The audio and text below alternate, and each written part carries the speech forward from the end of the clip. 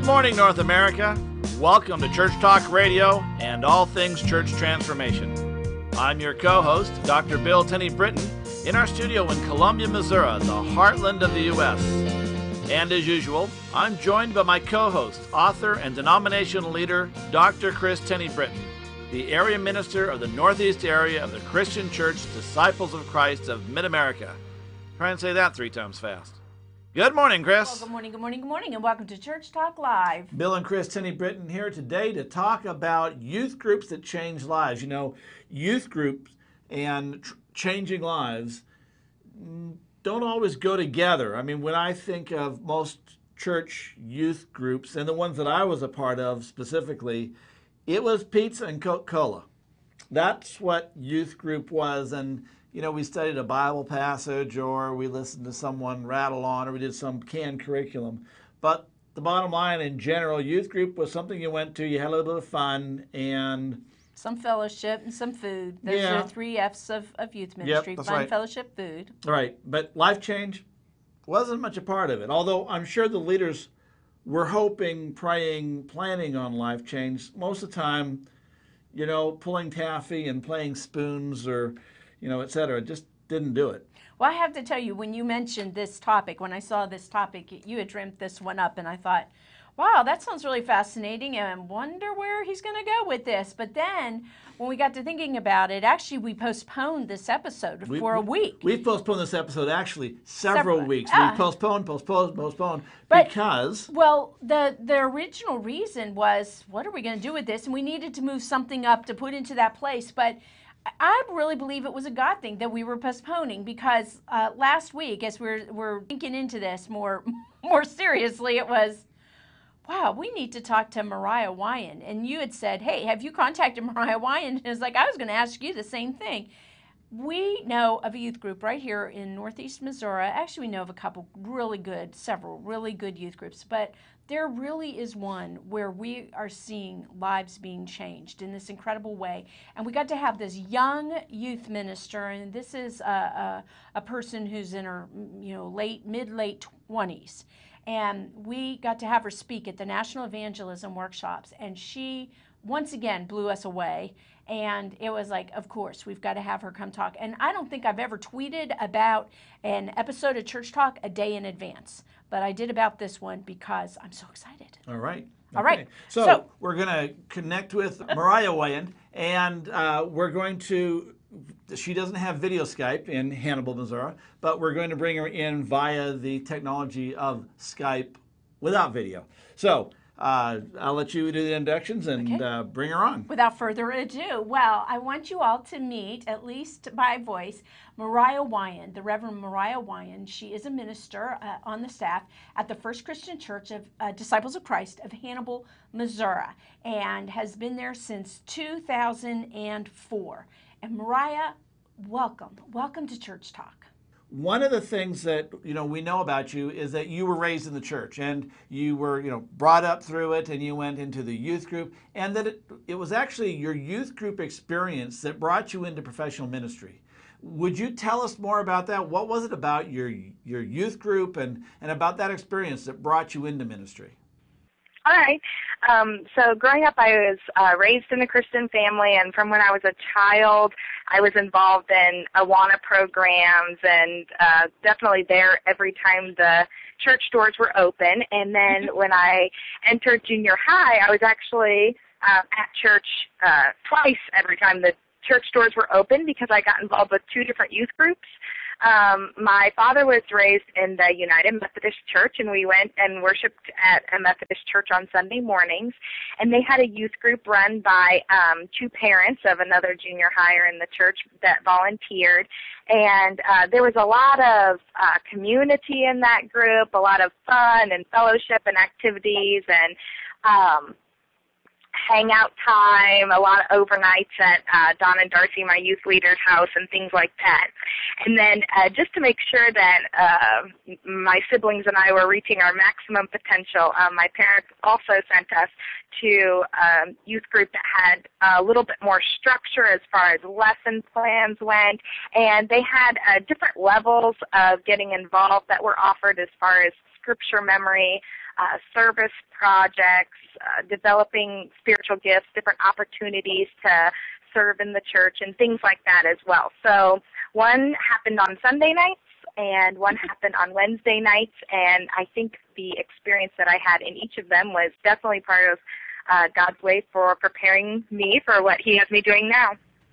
So Mariah, what did you incorporate from your youth ministry or take from your youth ministry experiences into youth ministry leadership with you? My experience that I had at the Sunday night youth group and my experience that I had in the Wednesday night youth group, I think that we have a balance of the two going on here.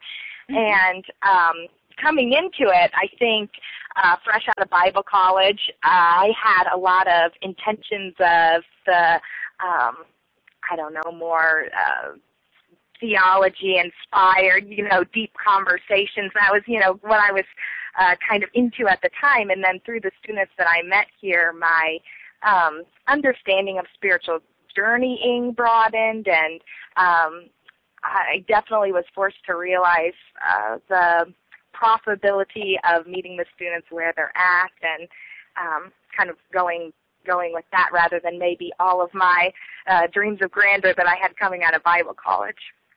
A little rubber meeting the road changed those few things, I would say. So let's call these the ingredients, if you will, of an effective, life-changing youth group: the fun, the fellowship, the helping youth reach their potential, and so on. Are there other things you'd add to that list that you haven't mentioned yet? I think probably, like I said, my primary one was meeting students where they were at. Coming into a situation, I had it all in my head how it was going to go. But when you're working with people, it doesn't necessarily go the way it was in your head. And so growing up and kind of discovering my call to ministry and what that would actually look like when it came to fruition, I thought that I would be working with students who were more like myself, just very churched and very Christian from the womb, and that wasn't what God had for me. And I felt lost, I would say, for the first year definitely, and went into the second year as I kind of transitioned into some of that. So meeting them where they're at and not making it so much about what my plans were, but what they needed was the biggest thing in my situation here. Mariah, that's really a neat observation, that it's not so much about where our plans are, but it's really about where the youth are. Yeah. With Blackaby's experiencing God, the concept of see where God is working and meet Him there really had a lot of weight in my situation here, that I thought I knew how I was going to work for God. And when I saw where God was working, with just the new student that would come in, our church is located in a downtown area, and we don't have any yard, but we have 2 large parking lots that we'll play games in. And when we would play games out in those parking lots, and the students that would walk by would join up with our group and never leave, they'd be there every time that we were here.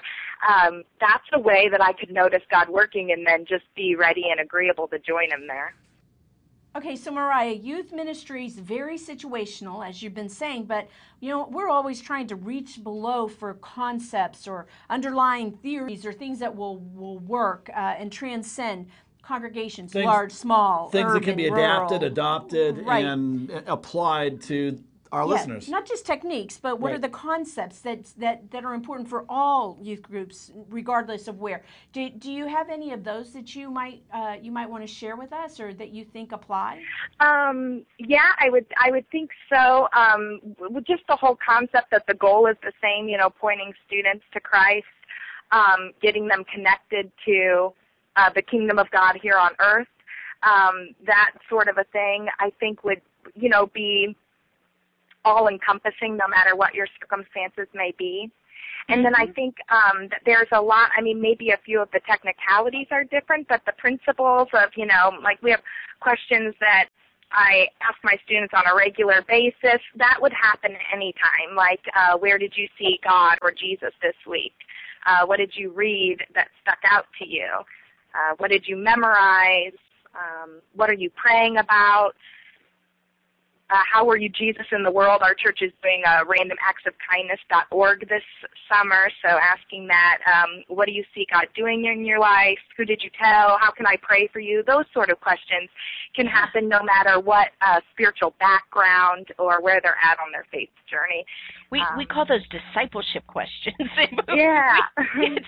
What a cosmic concept to start asking them in youthhood, right? And yes, definitely. And the younger the student is, the less, weirded out by the question. The younger they are, the easier I find it that they can answer where they saw God. Whereas sometimes the older we get, we think we need some big technical, correct answer, something very deep and insightful, where a younger child can easily pick something out. Mariah, I've been taken by the incredible work you're doing there with youth and adult involvement, this what we call intergenerationality. Would you tell us some more about that? Sure. Again, growing up, the thought of me sleeping in while my parents attended Sunday morning worship, was not a concept that I could grasp or an opportunity. And then, coming into a youth group situation with students whose families are not connected to the church at all and who've never been to a Sunday morning worship service, it became very evident very quickly that the students needed to be connected to the church as a whole rather than just Wednesday nights. They felt like they were a part of the church. They would call this, my church. But to me, I thought, well, that's not what being a part of a church is about, just attending youth group on Wednesday nights. However, I hope that's, a good experience for them. So, Mariah, how did you get your youth to move from, kids that come to church, they're in the church, to kids that are of the church or an actual part of the congregation? One of the things that we first started was a student prayer partner ministry where we would ask the adults in the church to adopt a student. And, there may be adults in the church that aren't able to be here on Wednesday nights, or maybe even adults that feel uncomfortable helping with the youth group, but this was something that could include everyone. So we made up a little profile for the students to fill out, which just involved their name, their contact information, a little bit of information about the activities or hobbies that they are involved in, and 3 ways that someone could pray for them. And then we take their picture, and I would attach a little paper with a couple verses on prayer and the impact that it makes. And we just ask the adults to adopt this student for the purpose of prayer. So they take the information, and we ask them that they contact the student once a month in whatever way they choose, whether it be text message, phone call, Facebook, email, and students are really excited to get actual physical snail mail, something that doesn't happen so much for them anymore. And it was just just a little adopt a student. Well, what do I have to do? Do I have to spend time with them? Well, we just ask that you hang their picture in a prominent place and pray for them every time that you see the picture. And, the students would just get incredibly excited if their prayer partner would remember their birthday or would remember them at Christmas time, and it would give them, a reason to want to meet an adult that was part of their church as well, and kind of begin that concept of the next step of becoming more a part of the entire church family. And Mariah, you have incorporated one of my favorite methods for discipleship, this parenthesis model where you've got adults who are discipling or mentoring youth, and then youth who are discipling or mentoring children. Tell us about that. Another thing that we did to kind of develop that, which came from your concept of a parentheses ministry, where not only do we have an older adult that is connecting the student to the church, but also a student mentoring a younger child to connect them to the church in a more all-encompassing way. We do connect. On the summertime, we just print up a book on Word program that it can be printed out and stapled and folded, and it's a brief couple scriptures to read each day, little prayer journal space for what you're praying about, and a memory verse for each week of the summer. And then we meet on Tuesdays where the older students will partner up with the younger student and answer these discipleship questions and if they've both kept their goal for the week, then they've been reading the same thing in Scripture, memorizing the same verse, and then they make a commitment to contact each other one time throughout the week until they meet again. So this whole thing started off with a ministry, the Adopt a Student and prayer ministry, and then you did what you call the parentheses, the intergenerational of mentoring and discipleship right down the line. That includes these accountability questions. And then you've also started an intergenerational small group program, which we got to say is pretty innovative outside of the house church circles, but in most churches, intergenerational small groups, that's pretty awesome. Heck, small groups are awesome. So I went to an exponential conference in Orlando, Florida in April of last year, and was introduced to this concept, and the workshop administrator said that there wasn't a whole lot of research done on it, but the feeling was that this was where small group ministry was moving, and our church hadn't had like a formal small group ministry. We had the prayer shawl group and choir and adult Sunday school class and things like that, but not so much a formal small group program. So I began to just get excited about the possibility of that multi-generational small group ministry having the potential to incorporate all ages together with the students in an atmosphere that wasn't as intimidating as dodgeball in the gym and, messy game night and things like that. So I came back and just began the process with talking to our senior minister and talking to some of the lay leadership in the church. And we began to develop that through a process of meetings, and then finally through the summer we were having these meetings and did a retreat in August to set it up and get it running in the fall when school began again. And that was just one of the neatest church experiences that I had ever been a part of. And I found that, I was really enjoying my multi-generational small group and hearing the students really not only just meeting these other age groups in the church, but also really getting to know them. Mariah, I recently heard the this reality that curriculum, small group curriculum, Sunday school curriculum, that major denominations are actually ceasing to do it. And just bottom line is that there's not a lot of really good curriculum for intergenerational, and there's not much available at all. What have you done? To begin, we did a study that was a 6-week study, but we extended it to 12 weeks so that on every other week, the small group would do some social, relaxed evening for the purpose of getting to know each other better. So they would go to each other's houses and do game nights or go out to eat, putt-putt, bowling, whatever their group decided that they would do that week. So the students were able to have fun with members in the life of the church, and it was a neat experience for everyone. Mariah, I can hear it now. Some people are saying, well, our youth like being by themselves, or they would never go with sharing their time. Or youth need to have that one-on-one good youth time. It's one time that we can model for them. But so how did your youth take to this intergenerational piece? Because I know they had to give up their youth group Wednesday night themselves to partake in this wider small group focus. The students were excited when we had weekend opportunities where it was students only for events and things like that. But the response that of unchurched students being excited about meeting with the whole church was really an exciting surprise for me and neat to see, and definitely something that I think churches would benefit from trying.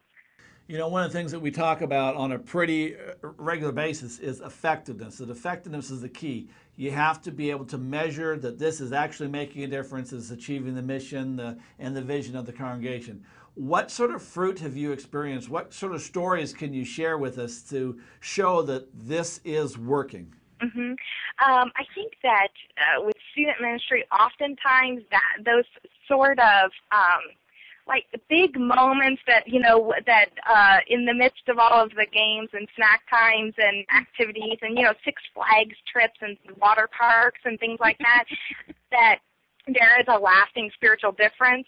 I think sometimes those are few and far between, but I have had the privilege of having encouraging moments like that, and they come at unexpected times. I think that it can be when a student trusts to call you when they, have the problem, or when a student's family has a need and they know that they can come to you to help have that need met.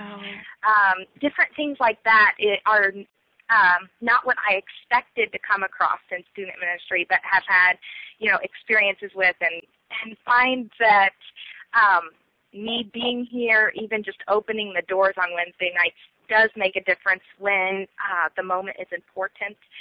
And oftentimes a lot of those moments where a student can actually express what's happening with them as they're developing spiritually would happen when you get them at camp for a week or get them on a mission trip. I remember just as I experienced with youth group in the beginning, and I found that I had students who didn't know the story of Noah's Ark, and thought, oh, how do I begin at the beginning? And then finding that I had students that had no idea how to pray, not just being nervous to pray aloud and had heard people pray before, know how to communicate with God. We started to do, at the end of youth group, where everyone would mention one good or bad thing that happened in their life, as big or small as it may be, which was kind of a way for them to express prayer requests and praise, as we say in the church. And then ask the student to the left of them, as we go around in a circle, to pray for the person that was to the left of you. And if they didn't know what to say, then they could say, if it was a bad thing, God help them out with whatever it was that happened that week, or God thanks for whatever it was that happened that week. And as we had done that just ritualistically, and oftentimes, there'd be giggles and open eyes and people talking that shouldn't be. And then one night, one of the students just prayed from their own heart, not just, quoting a line, and the next student did. And the next student did, and the next student did, and it gives you tingles just thinking about it and being there in that moment with the room, that just being able to model that for them made a difference. Mariah, as you're talking, one of the things I'm really aware of is really creating an environment for this for these life-changing opportunities to take place in. Can you say something more about that? Mark Yaconelli's book, Downtime, Helping Teenagers Pray, talks so much about practical kind of events and opportunities to create that space. And that's something that, when you have students that come into your church for 2 hours a week, to give them the opportunity to kick against the cultural norm and to slow down, and the importance of prioritizing and what they really are looking for out of life, and how to be quiet and calm and contemplative is just a really valuable opportunity that, again, I grew up with having a quiet time and setting time aside to talk to God, but they never get a break, and they love it when you turn the lights off and you turn the quiet instrumental music on and give them a break and give them a journal. Any closing comments? Oh, I would just offer my encouragement to anybody who is putting time into or interested in putting time into student ministry, and that, God created us and blessed us with a relationship with Him, and that He has enabled us to share that with other people, and that is completely worthwhile no matter what the highs or the lows may be, and that, the impact on students may not be known in the process of it, but, God is faithful to finish the work He started, and I would just offer encouragement to stick with it and know that what we're doing is worthwhile. Mariah, we want to thank you for your time, for all that you do, for being here with us, and for sharing way beyond us. Thank you so much. It is my privilege. Thanks so much. Well, friends, one of the pieces, we've got the wonderful handout, the weekly handout for you available. Down below. There it is. Or you can download it. If you're watching this on demand, you can download it down below in the link section. There you are. And but one of the pieces we really want to point out that Mariah didn't talk about are the differences between success and failure. If you want to have a youth group that changes lives, there are a few things that you really need to have in place to guarantee the success of that. Well, the first thing you have to have is some good boundaries between, the relationships of your youth leaders and your youth, as well as, between the youth and the congregation and the youth between themselves and so on. There's got to be some really healthy boundaries, but particularly between the youth leaders, because there's been, and you've seen it with the rise of social media, there's been a real bad blurring or a difficult blurring of boundaries between where our professional work begins and ends, and even good, healthy spiritual work. Well, and I can tell you that insurance companies that specialize in church insurance, the insurance board is one I'm familiar with, as well as Church Mutual.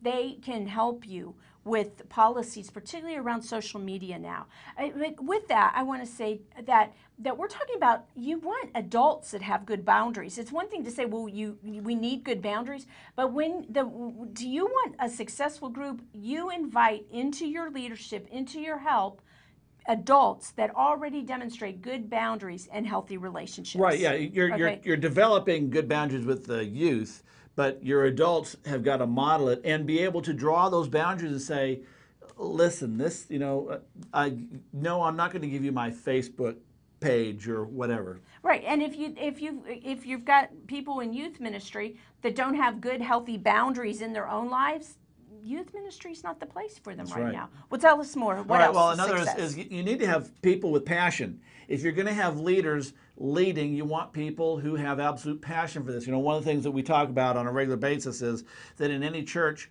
so often we have people with 4 or 5 jobs, and the rule is one person has one passion, therefore they have one position. You don't want people who are just willing bodies to be there leading your youth ministries or your children's ministry, or for that matter, any ministry. If they don't have passion, real passion for it, then you don't want them there, because it comes through. Okay, well, they're doing this, that's nice, but you want people to have absolute passion. You also want adults who can balance this being in the church and of the church. It's really important that youth groups don't separate themselves out. And sometimes that separating out is exacerbated by the youth leaders, the adults themselves. And so you want adults who understand, or that can be taught, or are teachable, as we might say, that they're open to learning and will espouse this value that the youth ministry is not just some separate ministry for youth, but it is a whole church. It's an integrated process, an integrated ministry. Right. Well, and that goes in some ways, if you will, with the parentheses ministries you're talking about. One of the things that as adults we often do is we step in to prevent our youth from failing. Now, we're talking about failing in maybe some sort of a project or whatever, or not doing the quality that the adult wants. Folks, we need, as adult youth leaders, we need to allow the youth to do their thing and to do it to the best of their ability. And when you first start trusting them with it, know that they are going to probably intentionally do a not a really great job, because they know that every time they've done, so-so, you as an adult or the adult youth leaders have stepped in and picked up the pieces and taken it out of their hands. If you will allow them to do slipshod the first time and you just let it go, they will raise to their own level. They don't want slipshod any more than you do, but you've got to trust them. And so allow them to fail, allow them, help them pick up the pieces, but allow them to run with it. If you say, hey, take and run with this, let them do it. Well, but don't let them do it just because they're youth. We need to move past those days of youth deacons, youth whatever, youth representative to the board. There are a lot of boards that say, well, we have to have youth. And I'll tell you, there are such horrible examples of adult Christian being what it means to be an adult Christian, that they have an adult Christian leadership. Yeah, that they have no business being anywhere near those boards. And we don't do it because they're youth, But we do that because they are members of the church, and we figure out what their passions are and what they bring to the tables. Exactly. Right? Well, another piece Okay. is that your adult leaders, including those who are not necessarily the professional leaders, need to be getting continuing education. They need to, go to these events. They need to, broaden out what they know. And I would say, I'm probably going to catch some flack for this, but beyond your own denomination, Right. because when we stay within our box, we never see what else is working elsewhere. So, Mariah went to Exponential right. and learned and got the vision for this. That's Right. a church planting. Now, what is she doing at a church planting event? Because it was a continuing education event that she could go and had cutting edge leaders teaching her. So get your folks out there doing continuing education. 2 more pieces before we have to leave you. One is make sure at every step of the way that your church leadership is on board. And for some of us, that means make sure your board's on board. Your session, your vestry, whatever it is, make sure that they are on board. That again, this is an owned ministry, owned leadership, not some separate, integrated And all the way through. Again, if you're a youth minister listening to this, work with your senior pastor. One of the beauties of Mariah's ministry is that she is able to work hand in hand with Steve Barker, her senior pastor, not a separate ministry. He supports that. He's involved in it all the way. You've got to make sure that's working for you as well. And finally, Okay. And finally, again, because I have no idea what that is. discipleship in children's ministries. I don't know what that is. That means that if you want youth that are growing and their lives are being changed, you start in children's ministry. Okay. All right. So, okay, and finally? Okay. And finally, If you're going to have youth who are going to be Christian leaders, who are going to grow and maintain and continue to be disciples of Jesus Christ in their young adults and through, they're going to be part of the church, you need to start this not when they hit middle school. You need to start this as children. And that means right off the bat, when a kid can read, when a child can read, ask them, so what'd you read in Scripture this week? Who are you praying for? How are you praying? How can we help you pray? How can we help you live the life that Jesus has called you to be? put them together with a youth mentor That's exactly right. who has an adult mentor. Yeah, Right. you got to get it all together. All right, well, we are out of time. We're Totally. way out of time. Thanks you. for joining us. We'll see you next week. Have a great week.